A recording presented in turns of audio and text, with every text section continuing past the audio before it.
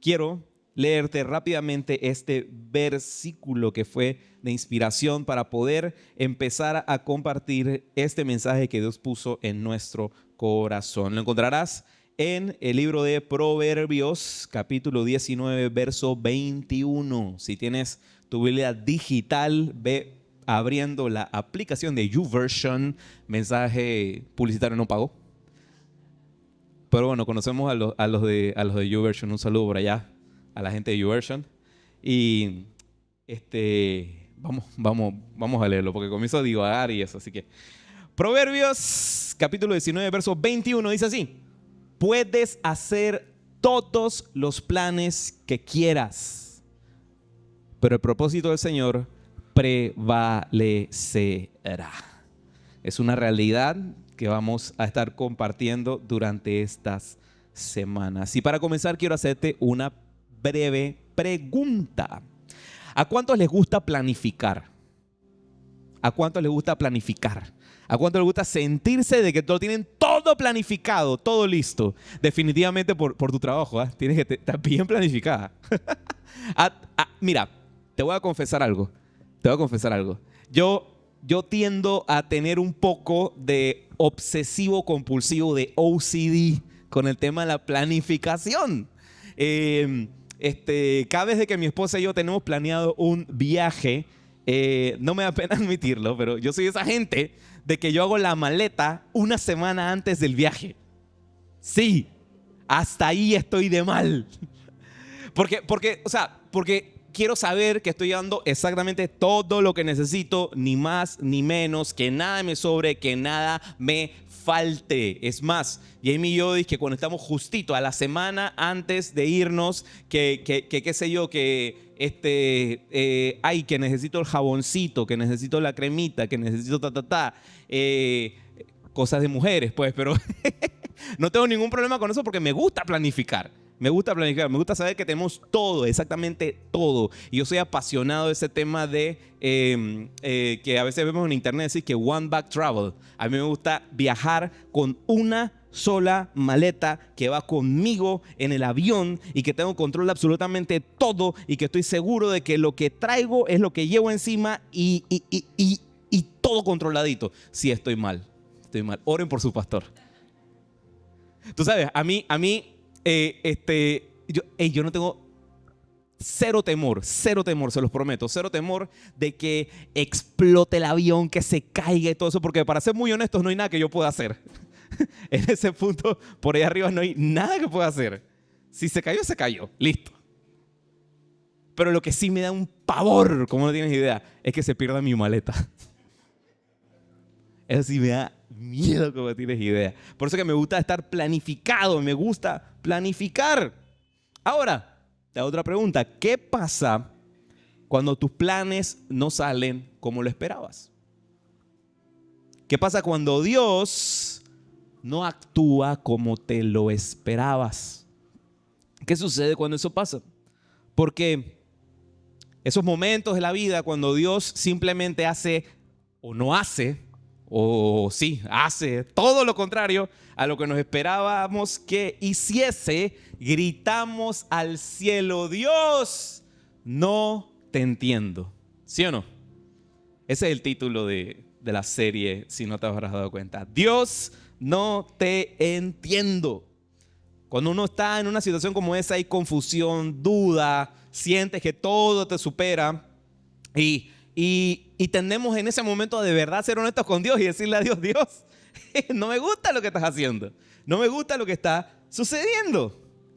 Esta serie va a estar buena. Yo quiero animarte a que para la próxima semana, si conoces a alguien que por X o Y motivo se separó de la fe, tiene tiempo de no venir a la iglesia por situaciones que le ha pasado en la vida, alguien lo lastimó, lo que sea, esta va a ser una serie muy sanadora para cualquiera que esté buscando nuevamente encaminar su vida en Cristo Jesús. Así que te animo a que invites a esa persona. Yo sé que ya te vino a la mente ese nombre, ese rostro, así que invítalo la próxima semana porque esto va a estar muy bueno. Ahora, volviendo al tema, seamos honestos. A veces la vida es difícil y dolorosa y tratamos de buscarle el sentido en medio del dolor. Y eso es lo que vamos a estar viendo durante las siguientes semanas. Vamos a ver 3 historias del Nuevo Testamento donde vamos a explorar este tema cuando simplemente no entendemos lo que Dios está haciendo. Cuando le decimos a Dios, espérate Dios, no entiendo. No me estás prestando atención. Estás demorando con lo que prometiste. O simplemente Dios, no me estás ayudando. Es más, estás haciendo que la cosa sea más difícil. Es lo que vamos a estar viendo estas 3 historias durante las siguientes semanas. ¿Qué les parece si oramos? Vamos a orar. Padre, gracias te damos por esta hermosa mañana, por este tiempo aquí juntos a la luz de tu palabra. Te pedimos en el nombre de Jesús que hables a nuestros corazones, a nuestro entendimiento, que lo que recibamos esta mañana de parte tuya, Señor, nos haga crecer, nos haga progresar, nos haga, Padre, ser nuevas criaturas en Cristo Jesús. Gracias te damos por este tiempo. Quita distracciones, el peso de la semana, Señor, cualquier pendiente que tengamos, que durante los siguientes minutos podamos descansar, Señor, y poder estar delante de ti. Te lo pedimos en el nombre de Jesús y todos decimos amén, amén, amén. Bueno, como te decía, hay momentos en la vida donde sentimos que no entendemos a Dios en lo más mínimo. Y para serte muy honesto, ¿sabes qué altera más cuando suceden esas cosas en tu vida? Que a veces tendemos a compararnos y a ver la vida del que tenemos al lado cuando estamos pasando por situaciones difíciles, ¿sí o no? A veces venimos a la iglesia y en vez de sentir que nos esté ayudando, empeora el tema, porque de repente viene a alguien y comparte un testimonio de que mira, si supieses lo que me pasó, Dios se movió de una manera impresionante, tenía la llanta ponchada del carro y no sé por qué, doblé, giré y de la nada la llanta se infló solita. O sea, wow, esa sí está bien fuerte, pero a veces escuchamos testimonios decir que superan todo lo que podemos imaginar, de incluso personas de que ni siquiera, o sea, que las ven nada más una vez al mes en la iglesia. O de repente viene el pastor, se para adelante y comienza a contar una historia así increíble de que el Señor lo rescató de que un puma viniera y se lo comiera vivo. O sea, escuchamos toda clase de cosas. ¿Y qué es lo que sucede en momentos como ese? Nos sentimos, ¿por qué yo no, Dios? ¿Por qué yo no? ¿Por qué a mí no me suceden cosas así? ¿Por qué? Si yo te amo, yo te sirvo, yo vengo todos los domingos a tu casa, hago planes para que estés involucrado en mi vida en medio de la semana y aún así no pasa nada, Dios. ¿Cuántos se han sentido así? Seamos honestos. Sí. Yo me he sentido así, no te puedo decir que no. Yo me he sentido así más de una vez en mi vida, para serte muy, muy honesto. Ahora te tengo 2 noticias. La primera, no estás solo. No estás solo. Y la segunda, acostúmbrate. Porque a veces Dios trabaja así. ¿Qué hacer cuando Dios pareciera estar ausente y en silencio? Es la pregunta que quiero que nos hagamos esta mañana. ¿Qué hacer cuando Dios pareciera estar ausente y en silencio? ¿Qué hacer cuando estás orando y sientes que Dios no te está escuchando? ¿Qué hacer cuando pareciera que Dios no está en la habitación, no está presente, no te está escuchando? Y con esto quiero decirte esta primera frase, y si puedes anótala porque sé que te va a bendecir. Solo porque Dios esté en silencio no quiere decir que esté ausente. Te lo repito nuevamente, solo porque Dios esté en silencio no quiere decir que esté ausente. Solo porque no lo estés escuchando no quiere decir que Él no te esté oyendo. Solo porque no lo estés sintiendo no quiere decir que Él no está presente. Amén. Quédate con eso. Porque hoy quiero contarte la historia de un personaje que vemos en el Nuevo Testamento, que vivió por una situación en la que muchos nos identificaremos. Ya verás más adelante. Quiero hablarte durante los siguientes minutos de Juan el Bautista. Un poquito de contexto para saber quién era esta persona. ¿Quién era Juan el Bautista? Juan el Bautista era nada más y nada menos que el primo de Jesús. Era primo de Jesús. Sí, Jesús tenía primos, tenía hermanos, tenía mamá. Así que, para que sepan que no era un extraterrestre. Era el primo de Jesús. Y Juan el Bautista, ¿quién era? Era un profeta. Ahora, contexto nuevamente, era un profeta de verdad. No era un profeta de el Señor te dice que siembres el BMW porque te va a dar 3 carros más. No, no era de esa clase de profetas. Era un profeta de verdad, de verdad. Era un profeta de que predicaba arrepentimiento, la venida del Mesías de Cristo, bautizaba. Era violento en su predicación, hablaba de parte de Dios. Ese era el profeta Juan el Bautista. Era salvaje Juan. Dice la Biblia de que él vestía con pieles de animal. Ojo, no es que vestía de cuero, así que Giorgio Armani o Gucci. No, vestía con la piel de los animales. A lo mejor tenía hasta pelo todavía, a lo mejor olía mal. También dice la Biblia que él comía langostas y miel silvestre. Yo me parto de risa con algunas ocurrencias que dicen algunos predicadores, porque cuando una vez escuché un mensaje de que el predicador decía que sí, de que él hay que ver la vida de Juan, porque Juan comía langostas. ¿Qué alimentos más finos comía Juan? Langostas y miel. Miel era lo que bebían los reyes. Esa langosta que dice ahí no es la langosta que te comes con mantequillita, así bien fino, con caviar. Eran grillos. Juan comía grillos. Y miel silvestre. La miel silvestre, ¿sabes qué es? A lo mejor tenía hasta abejas todavía ahí pegado. Pedazos de panal con tierra. Eso es lo que comía Juan. ¿Ok? Ya. Pero ¿sabes? La gente lo amaba. La gente amaba a Juan porque Juan era auténtico. Juan, como se diría en buen panameño, por si está escuchando a alguien de otro país, en buen panameño, Juan no creía en nadie. O sea, Juan hablaba la verdad. A Juan no le importaba nada de nada con tal de cumplir su misión. Lo cual más adelante le costaría muy caro. Y es lo que vamos a ver. Porque en aquel tiempo hubo un escándalo que brotó así de la nada. Un escándalo horrible en el que estaba involucrado el hijo mayor del rey Herodes el Grande. Quiero recordarte que estamos hablando en tiempos en que había ocupación romana y el que estaba colocado como el rey, y ahora no es que era un romano, era un judío, así como el rey David, estaba ahí Herodes el Grande a cargo de Judea, de Galilea y de demás ciudades que estaban con ocupación romana. Entonces Herodes el Grande tiene a su hijo llamado Herodes Antipas. Y hay un temita ahí que sucedió porque Herodes Antipas se enamora de Herodías. Sígame el hilo porque hay muchos Herodes por aquí. Herodes Antipas se enamora de Herodías, la esposa de su medio hermano Herodes Filipo. O sea, se enamora de la esposa de su hermano.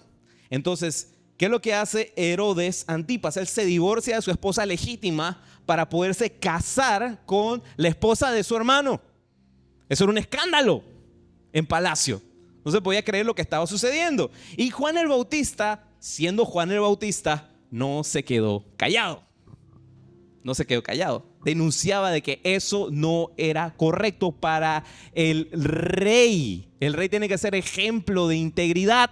No podía hacer eso. Y llega a los comentarios a oídos de Herodías y comienza a hervir la rabia dentro del corazón de esa mujer. Cuidado con las mujeres, hombres. Hay un mensaje. ¿Qué dices tú? Ya sé que iba a decir algo. Herodías se enoja mucho con Juan. O sea, pongámonos en contexto. Ella iba a ser la reina. Y Juan estaba peligrando de que ella se volviera una mujer de alto valor. Ay, Javier. Entonces, ¿qué es lo que sucede? Te lo voy a leer. Marcos capítulo 6, versos del 17 al 20. Pues Herodes había enviado soldados para arrestar y encarcelar a Juan para hacerle un favor a Herodías. Él se casó con ella a pesar de que era esposa de su hermano Felipe. Juan le había estado diciendo a Herodes: es contra la ley de Dios que te cases con la esposa de tu hermano. Por eso Herodías le guardaba rencor a Juan y quería matarlo. Por eso le digo, muchachos, cuidado con ganarse la enemistad de una mujer. Quería matarlo, pero sin el visto bueno de Herodes.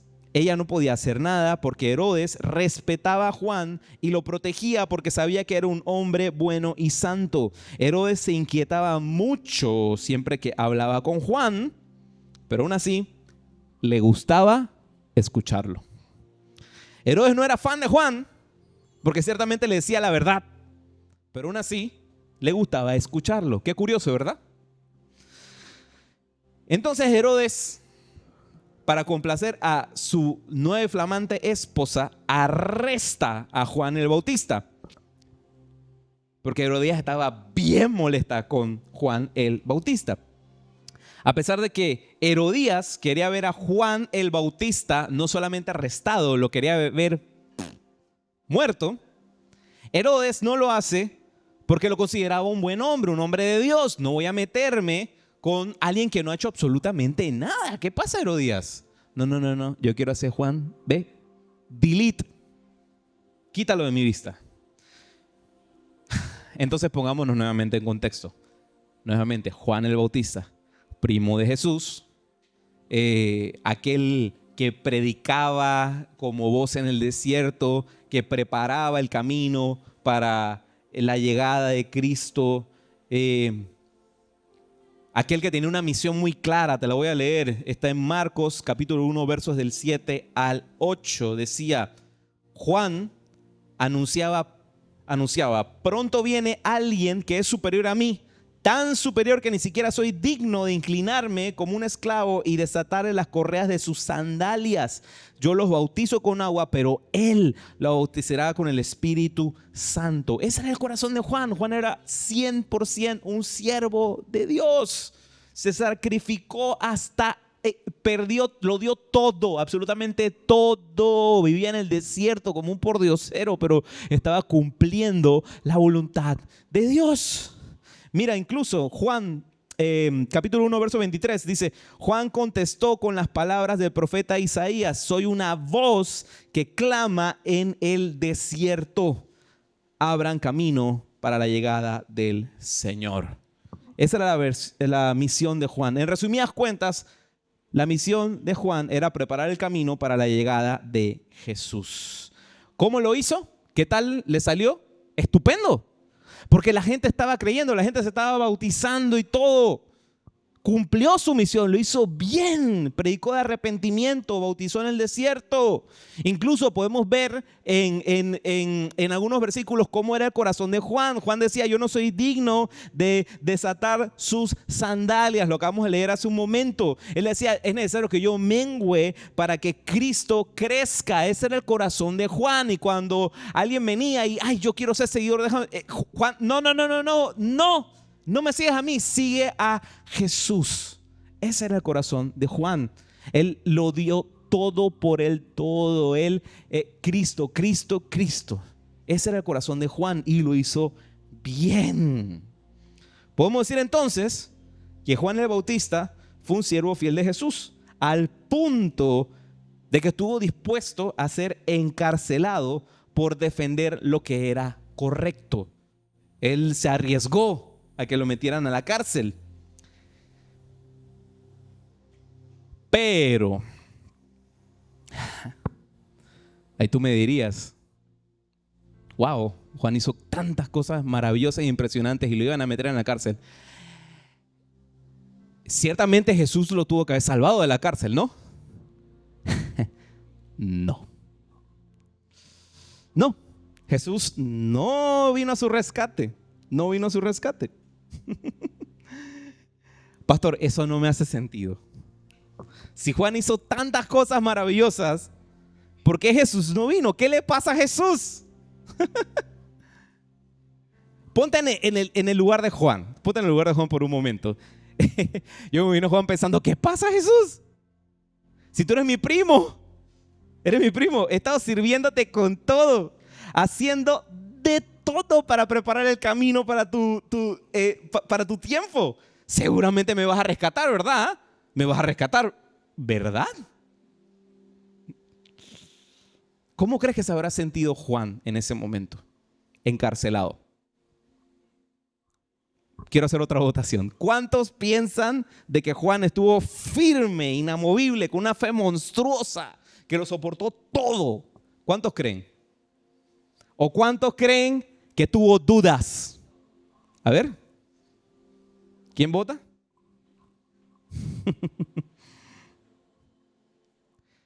Quiero que entiendas algo. Juan el Bautista era tan humano como tú y yo. Así que ciertamente tuvo dudas. Mateo capítulo 11, verso del 2 al 3. Juan el Bautista dijo, espérate, del 2 al 3. Ese mismo, ahora sí, muy bien. Juan el Bautista, quien estaba en prisión, oyó acerca de todas las cosas que hacía el Mesías. Imagínate, preso, escuchando de que le daba vista a los ciegos, que convirtió el agua en vino. Yo me lo imagino y que espérate. Está haciendo todas estas cosas fabulosas, convirtiendo el agua en vino. Juan el Bautista, ¿no? ¿Y qué pasa conmigo? Estoy aquí en la cárcel. Entonces envió a sus discípulos para que le preguntaran a Jesús, mira, ¿eres tú el Mesías a quien hemos esperado o debemos seguir buscando a otro? Juan dudó. Juan mandó a preguntar, ¿eres tú? ¿De verdad, verdad? ¿El mero mero, como dirían en México? ¿O tenemos que esperar a otro? Porque sí, están pasando todas estas cosas fabulosas, pero ¿a mí qué? ¿A mí qué? ¿Eres tú el Mesías a quien hemos esperado o debemos seguir buscando a otro? Ahora te hago otra pregunta. ¿Qué crees que le habrá respondido Jesús?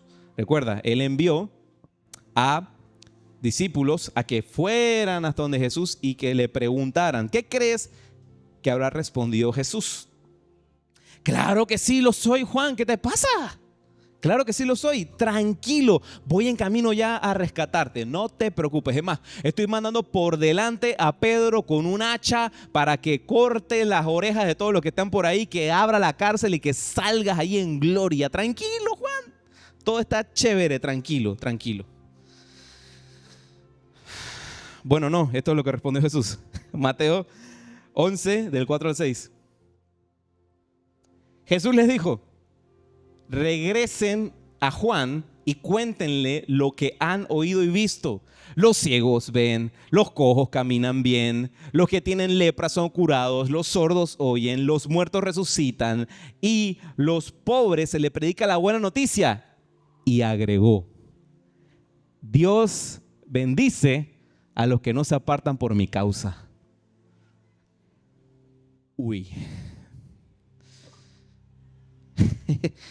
Yo me imagino a Juan recibiendo ese mensaje en la cárcel, leyendo eso, y se quedará, bueno, esta parte de aquí arriba del mensaje, bien por ti Jesús, qué bueno, me pone feliz que todas estas cosas estén sucediendo, gente siendo sanada, el reino de Dios avanzando, pero ¿cómo así de que Dios bendice a los que no se apartan por mi causa. Tú me estás tirando ahí una indirecta a Jesús, ¿verdad? Porque yo estaba preguntando si eras tú o no el Mesías. ¿Qué pasó ahí? Y para acabar de fregar, no vienes acá a la cárcel a decírmelo, sino que envías a alguien a contármelo. Ojo, era el primo de Jesús, Juan. Ya sabes, no le queden nunca mal a un familiar. Eso da dolor. Pero, ¿qué pasa luego? ¿Qué pasó luego de esto? Recuerda, Juan en prisión. ¿Qué pasó luego? Herodes hace una fiesta enorme, grandísima. El alcohol fluía por todos lados, seco herrerano por donde quepa.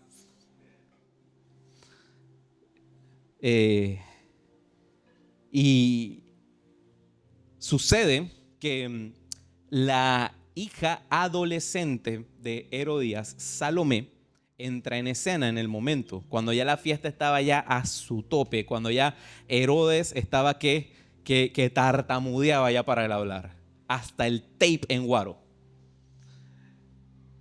Entonces llega Salomé y hace un baile, interpreta un baile delante de Herodes. Y a Herodes le encanta el baile de Salomé, queda creyendo otro nivel. ¡Wow! Tremendo baile.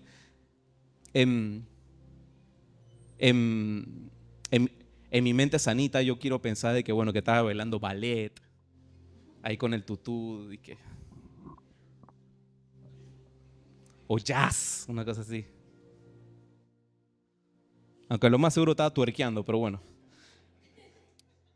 Pero sea lo que sea que hizo, ahí Salomé le gustó a Herodes, le encantó, wow. Y le dice recuerden, la hija adolescente, o sea menor, de su nueva esposa Herodías. Le dice su padre, pues, político, en este caso le dice a Salomé: pídeme lo que quieras, yo te lo concedo. Tuvo que haber estado violento el tuerqueo. Entonces, Herodes, a lo mejor habrá pensado en ese momento, bueno, es un adolescente, lo más seguro me va a pedir, qué sé yo, un vestido nuevo, un perrito, un caballito, o por mucho, un iPhone 16 Pro. Por mucho. ¿Y qué es lo que hace Salomé? Salomé va donde la mamá, llega, se pone ahí donde la mamá y le pregunta a la mamá: mamá, ¿qué debo pedir? Y la mamá viene y le dice: imagínense la escena. Se da vuelta Salomé y va de vuelta donde Herodes y le dice a Herodes: quiero la cabeza de Juan el Bautista. Yo creo que en ese momento se le fue toda la borrachera a Herodes. ¿Qué? ¿Quieres la cabeza de Juan el Bautista? Ups. ¿Qué hago? ¿Qué hago? ¿Qué hago?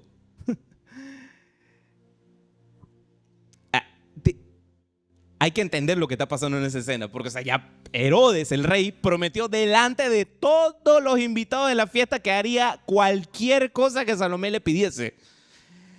Y le pide que decapite, que mate, que traiga la cabeza de Juan en bandeja de plata. Eso es lo que la niña quiere para celebrar en grande, la cabeza de Juan.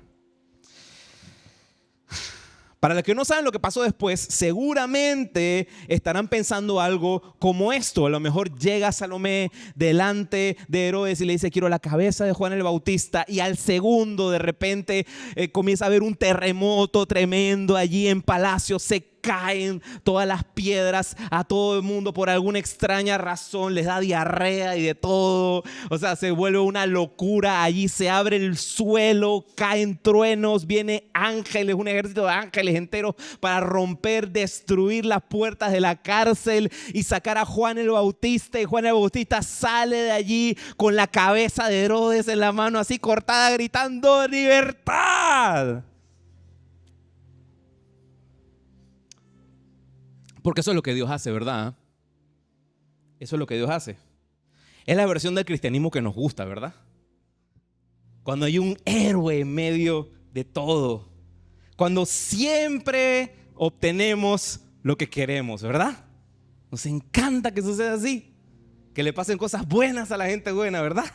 Cuando siempre obtenemos ese ascenso en la empresa, cuando siempre obtenemos ese carro de paquete que tanto soñábamos, cuando te aprueban el préstamo, cuando todo sale de las mil maravillas, cuando tienes el dolorcito de cabeza y nada más, Señor, que se me vaya este dolor y a los 5 segundos se te va. Cuando ha pasado el año entero y nunca te enfermaste ni nada y que todo está perfecto, lindo y hermoso. Porque Dios actúa así, ¿verdad? Eso es lo que nos encanta. Porque Dios siempre tiene que hacer como queremos. Porque siempre se ha tratado de nosotros, ¿verdad? Eso es lo que nos encanta.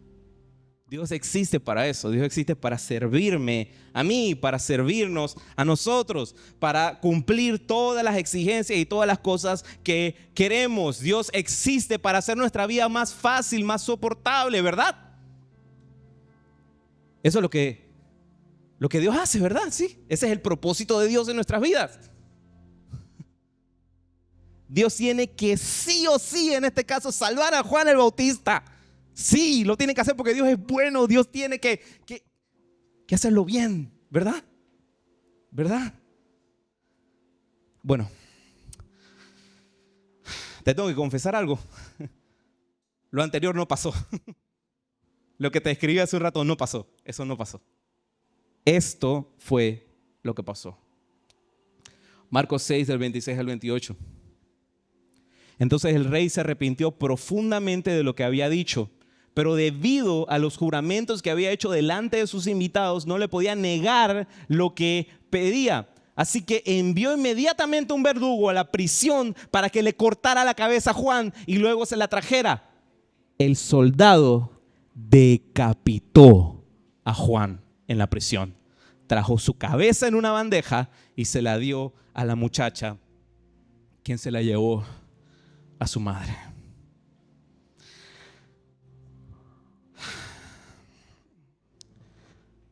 Voy a serte muy honesto.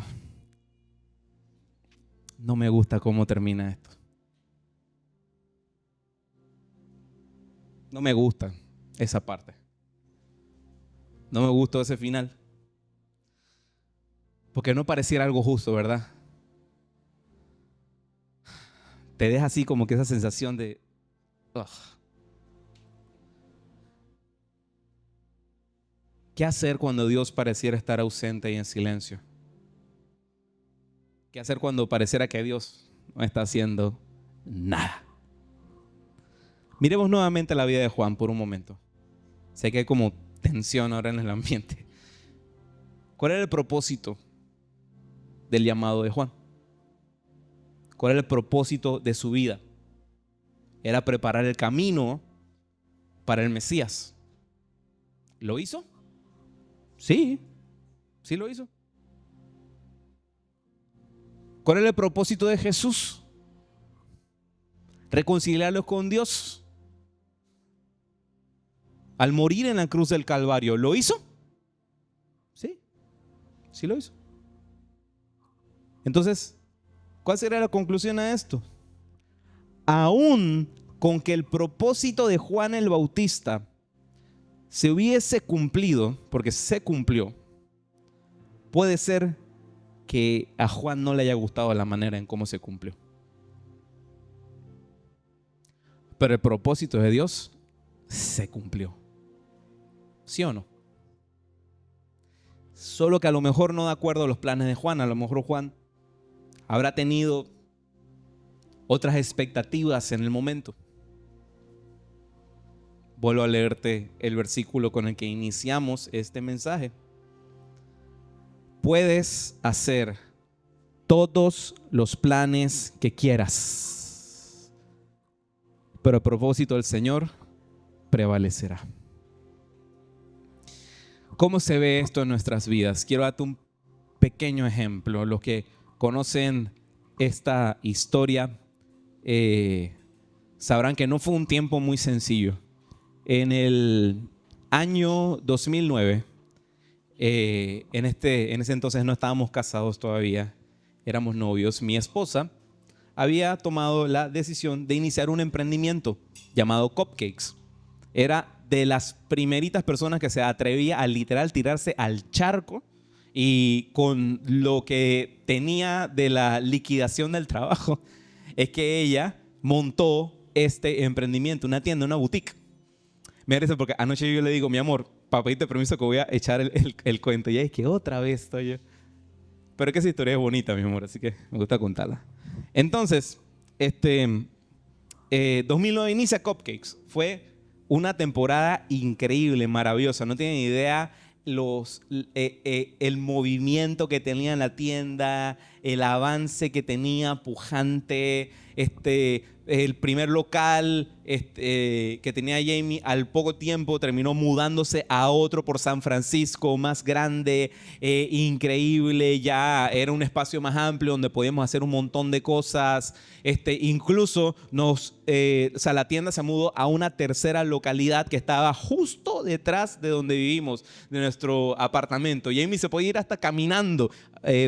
A veces me quitaba el carro, no lo hacía, pero Jamie podía irse hasta caminando al trabajo. O sea, qué bendición es tener eso. Y hicimos toda clase de cosas en ese local. Habíamos hasta guindado una bicicleta en el techo. O sea, toda clase de locuras hicimos allí. Fue una época maravillosa. Viajábamos a las ferias a comprar las colecciones, la ropa. Hicimos toda clase de amistades con proveedores. Fuimos de las pocas personas que traían marcas que jamás en Panamá habían venido. Ahora hace poquito vi de que hay alguien que está trayendo las mochilas esas, las del Zorrito, esas marcas que Fjällräven, Kanken. Bueno, nosotros habíamos traído Kanken en ese entonces, hace años. Después fue de que bueno, pues. ¿Y qué sucedió? En el año 2000, me voy a reservar la fecha todavía. Sucedió. No, sí me acuerdo. Aquí la tengo anotada. Sucedió que llegó un momento en el que Dios habla al corazón de mi esposa. Ojo, todo progreso, todo increíblemente bien, saliendo bien. Empezamos a pasar por una situación allí un poquito complicada en la tienda y Dios le dice lo siguiente a mi esposa: cierra la tienda. Espérate, ¿cómo así? No tienen idea las noches que nos quedábamos orando e intercediendo porque necesitábamos seguridad de parte de Dios de que si ese era su plan o no. ¿Cómo así?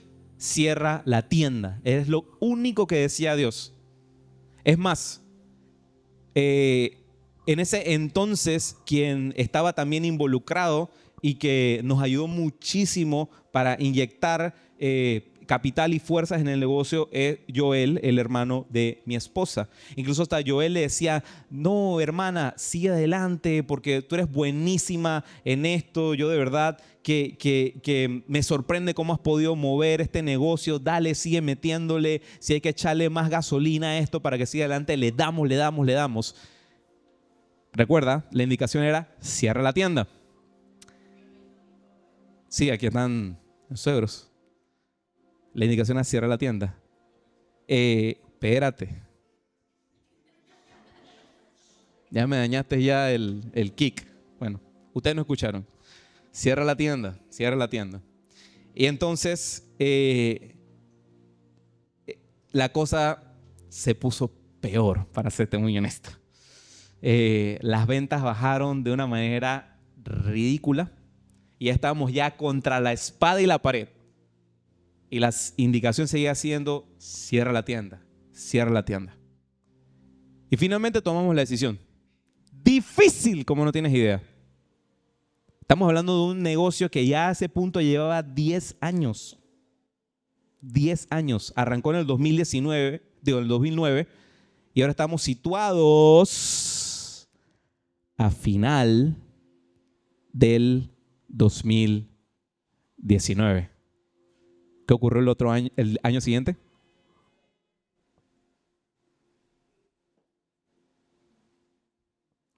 No entendíamos la voluntad de Dios en ese momento, no entendíamos su propósito, no hacía sentido. ¿Cómo vas a cerrar un negocio de 10 años? No hacía sentido, el más mínimo. Pero nuevamente, su propósito va por encima de nuestro plan. Su propósito va por encima de nuestro plan. Y ojo, en ese entonces nosotros estábamos súper involucrados en la iglesia donde servíamos. Es más, ya Dios nos estaba dando los planes y la visión y la misión de lo que ahorita tú estás viviendo. Dios viene hablándonos de Lighthouse como desde el 2016. Y en ese entonces estábamos ahí en todo lo que era el empezar a hacer esto. Y ahora entendemos cuál era su plan, cuál era su propósito. En ese entonces no tenemos la menor remota idea. Es más, llegó un momento que hasta nos molestamos con Dios porque decíamos, Dios mío, si le servimos tanto, ¿cómo puede ser posible de que las ventas vayan de mal y en peor y que todavía nos sigas diciendo que tenemos que cerrar la tienda? Quiero que anotes esto porque esto es un consejo que te va a ayudar muchísimo si en algún momento llegas a atravesar una situación como esta. Y es lo siguiente: nunca interpretes la bondad de Dios a través de tus circunstancias. Porque muchas veces podemos estar pasando circunstancias difíciles y pensamos que Dios no es bueno porque estamos pasando por circunstancias difíciles. Pero no, nunca interpretes la bondad de Dios a través de sus circunstancias. Porque tengo que serte muy franco y honesto. Habrá momentos en la vida donde suceden cosas en los que simplemente le decimos a Dios, Dios, no te entiendo. Momentos en los que trabajaste durísimo para ganarte aquel proyecto, aquella licitación y no la conseguiste. O momentos en los que oraste hasta la madrugada por aquel familiar que estaba enfermo y clamando la sangre de Cristo sobre su vida, visitándolo y estando ahí al pie del cañón. Y no sana, más bien empeora. O momentos en los que invertiste tiempo, esfuerzo, detalles con aquella relación, con aquella amistad. Y se termina igualmente.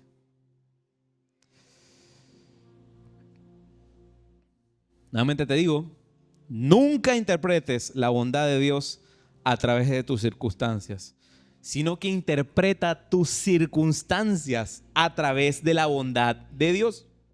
Todo lo contrario, todo lo contrario. Porque mi fe no está en mis planes. Mi fe no debería estar nunca en mis planes. Mi fe debería estar en el propósito de Dios. Claro que hay momentos en que uno está, Dios, pero no te entiendo. ¿Por qué?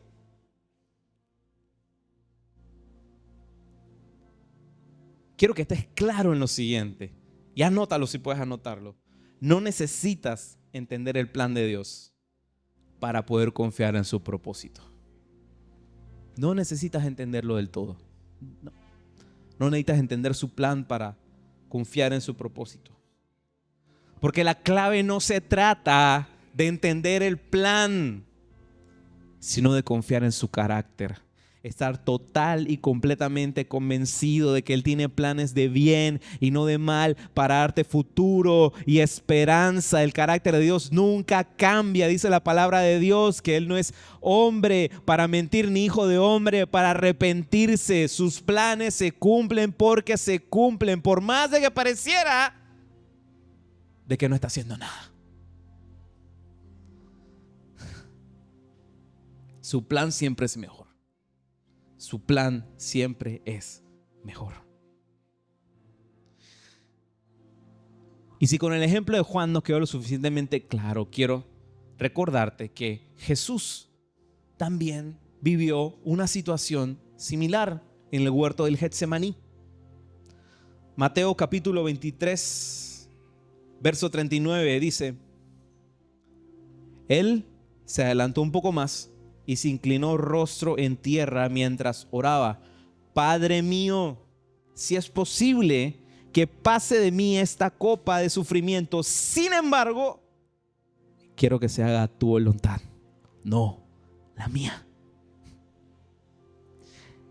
Quiero recordarte que en este momento Jesús estaba totalmente consciente que durante las siguientes horas sufriría el dolor más grande que pudo haber sufrido en la historia de la humanidad una persona. La vergüenza más tremenda que pudo haber sentido alguien en toda la historia de la humanidad. A Jesús le arrancaron la barba de su rostro. Para el judío eso es algo bien vergonzoso, quiero que sepas. Pero si eso no es suficiente para ti, te digo que esos cuadros renacentistas que de repente nos ponen a Jesús ahí crucificado con un trapito, eso no fue así. ¿Sabes cómo crucificaban a la gente? Desnudos, desnudos. Él estaba allí totalmente expuesto delante de todo el mundo, latigueado, decir nomás, con órganos expuestos y todo. O sea, él sufrió como nunca. Y yo quiero enseñarte algo que me voló la cabeza cuando lo entendí. Mateo capítulo 27, verso 46. A eso de las 3 de la tarde, Jesús clamó en voz fuerte: Elí, Elí, lema sabactani, que significa: Dios mío, ¿por qué me has abandonado? Ante los ojos de todos nosotros, cuando hemos leído esta escena, la hemos visto en películas y en todos lados, tendemos a pensar de que wow, Jesús está aquí en un momento de duda en el que sintió que Dios lo abandonó, ¿verdad? Ay, Jesús, pasando por esto. Si Él era el Hijo de Dios, Él tiene que estar claro cuál es la voluntad del Padre, cuál es su propósito. Y ella está dudando ahí delante de todos nosotros. Si nos situamos en el contexto y si supiésemos de que esa frase que dijo Jesús tiene un significado totalmente diferente, entenderemos muchas cosas. Quiero que sepas lo siguiente: esa frase que dijo Jesús, a los que estaban presentes allí, en ese lugar, cuando la habrán escuchado, en especial los judíos, les habrá traído a memoria rápidamente el Salmo 22. Que dice lo siguiente, Salmo 22, verso 1: Dios mío, ¿por qué me has abandonado? Es exactamente como comienza, pero mira lo que viene más adelante. ¿Por qué estás tan lejos cuando gimo por ayuda? Cada día clamo a ti, mi Dios, pero no respondes. Cada noche levanto mi voz, pero no encuentro alivio. Sin embargo, tú eres santo. Estás entronizado en las alabanzas de Israel. Nuestros antepasados confiaron en ti y los rescataste. Clamaron a ti y los salvaste. Confiaron en ti y nunca fueron avergonzados. Como un crucificado puede decir eso. Como alguien que está pasando por el dolor más horrible que puede existir y que ha dicho esta frase, puede luego decir esto. Los gritos de Jesús no eran de alguien que veía su circunstancia por encima de la voluntad de Dios, para nada. Porque ese canto nos está hablando de quién es nuestro Dios. Es santo, está entronizado en las alabanzas de Israel. Nuestros antepasados confiaron en Él y los rescató. ¿Cómo alguien que está en la cruz puede declarar eso? Era alguien que sabía que los planes de Dios son mejores, aún cuando no lo entendemos. Quiero recordarte 3 cosas importantes esta mañana y que lo lleves en tu corazón. Número 1, solo porque Dios esté en silencio no quiere decir que esté ausente. Nunca interpretes la bondad de Dios a través de tus circunstancias. Nunca, jamás. Él es bueno y no puede ser otra cosa más que bueno. Y lo tercero, no necesitas entender el plan de Dios para poder confiar en su propósito. ¿Qué tal si nos colocamos sobre nuestros pies?